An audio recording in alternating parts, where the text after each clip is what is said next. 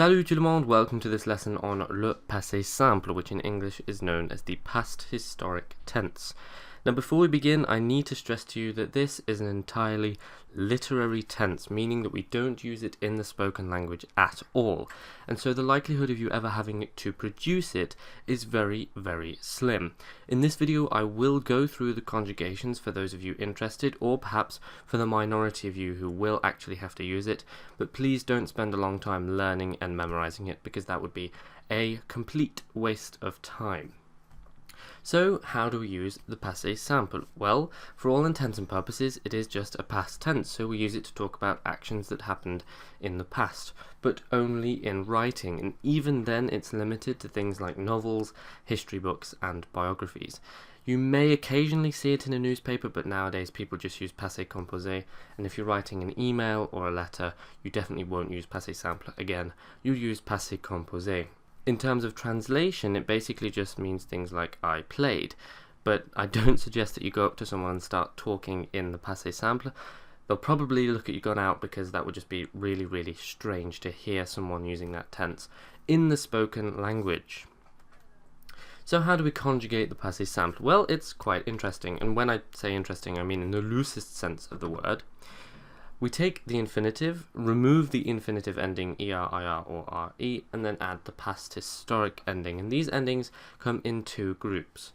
We start, first of all, with the er exclusive group, whose conjugations are je, ai, tu, as, il, elle, on, a, nous, am, vous, at, and il, elle, er. I find it far easier to pronounce those last three than spell them. And then the second group is for IR and RE verbs. I know, it's really interesting, you just can't handle it.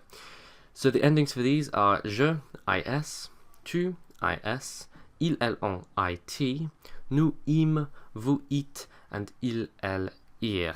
So despite the fact that I tell you not to spend much time learning these, they're not actually that difficult, particularly the last three, where the only difference between the two groups is the vowel. So let's have a go at conjugating some regular verbs as usual, starting with jouer, to play. So we remove the infinitive ending, that gives us the stem, to which we add the endings. Je jouais, tu jouas, il, elle, on joua, nous jouâmes, vous jouâtes, and ils, elles jouèrent. Now, finir, regular IR verb, which means to finish, remove the IR.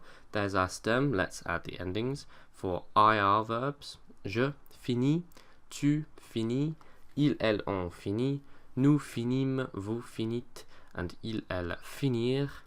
And finally, attendre, which means to wait. Let's remove the infinitive ending and then add those same endings for the past historic. J'attendis, tu attendis, ils, elles, on attendit, nous attendîmes, vous attendîtes, and ils, elles attendirent. So I've put a really subtle message here that says apprenez les verbes irréguliers, learn irregular verbs. So you'll have noticed with these that they look very much like their infinitive. So you can usually look at a regular verb and see if it's spelt funnily, then it's probably the past historic. But with irregular verbs, the past historic forms can often look completely different to the infinitives. Just for some perspective on that, the je form of être in the past historic is je fus, which looks nothing like être. So I definitely recommend looking at your irregular verbs in the past historic so that you recognize them when you're reading. As I said before, the regular ones, you can just look at some funny spellings, and if it looks like a verb you recognize, it probably is that verb. Now I've put faites attention here, similar to what we had with the present tense. There are some verbs which are regular but have some spelling changes, and actually in the past historic we have more spelling changes, but the concept is basically the same. So once again, manger is another culprit. So if we use the method that we just learnt to create the je form of manger in the past historic, for example, we get je mangeais, which is really strange because to start with a soft j sound and then to go to a hard g sound is a little bit strange. So just as we did in the present tense, we add an e to soften the g, je mangeais. And likewise with commencer, instead of having commencer, which is what the method we just learned gives you, we add a cedilla to the c to make it a soft je commençais. And that is it, the past historic in a nutshell. And a nutshell is really all you need to know. Like I said, you only really need to be able to recognize it. If you want to watch some other verb videos, I have my playlist as always. And if you're not sure where to go to next, to be honest, there aren't many more places to go to. So I'd probably suggest the imperfect subjunctive, just looking at the theme of literary tenses. The imperfect subjunctive isn't used in the spoken language either, and to be honest, you see that even less. Really, you could learn French, become fluent, move to France, and never learn the imperfect subjunctive. So again, you don't need to put too much effort into that one, but perhaps you want to have a look. If you have any questions, of course, do ask, and until the next video, à bientôt.